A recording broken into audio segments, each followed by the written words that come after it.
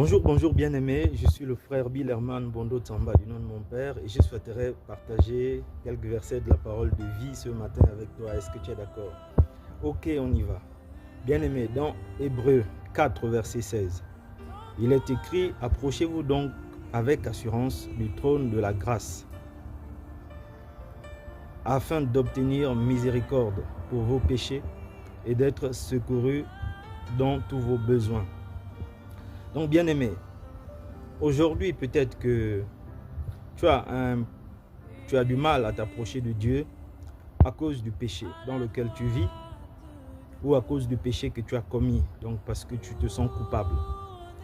Ou peut-être qu'aujourd'hui tu as du mal à accepter Jésus-Christ comme ton sauveur et ton Seigneur à cause du péché, à cause de la culpabilité que nous transportons, que tu transportes, que tu gardes dans ton cœur.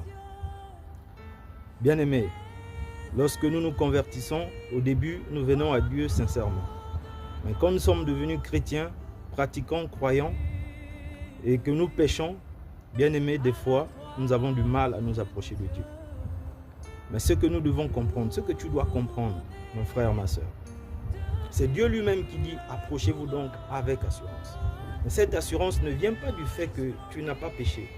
Cette assurance ne vient pas du fait que tu t'es bien comporté, que tu t'es bien conduit, ou que tu sois une personne parfaite à tous les niveaux.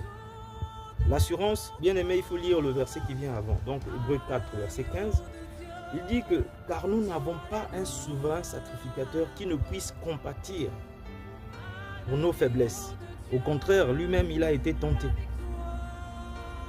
sans commettre de péché. » Donc, l'assurance vient de Jésus-Christ, de ce qu'il a fait, de ce que Dieu a fait à travers lui. L'assurance vient de ce que Jésus-Christ a accompli à la croix, du fait qu'il soit mort, enseveli et ressuscité, du fait qu'il ait pris nos péchés, bien-aimés. Donc si nous n'avons rien à donner, si nous venons devant le trône de la grâce, nous attendons d'être parfaits, sans défaut. Bien-aimés, nous n'avons plus besoin de Jésus. Donc ce matin, je vais te dire que quel que soit ton péché, la parole de Dieu dit que il est juste dans 1 Jean 9, qu'il est 1 Jean 1, verset 9, il dit que si nous confessons, si nous reconnaissons nos péchés, il est juste et fidèle pour nous les pardonner. Bien aimé, il s'agit là, ici, des enfants de Dieu. Donc ce matin, quel que soit ton péché, ne garde pas ta culpabilité dans ton cœur, ne la garde pas pour toi. Déverse-la au pied de Jésus, approche-toi du trône de la grâce et Dieu va te pardonner. Il va te secourir, va pourvoir à tous tes besoins.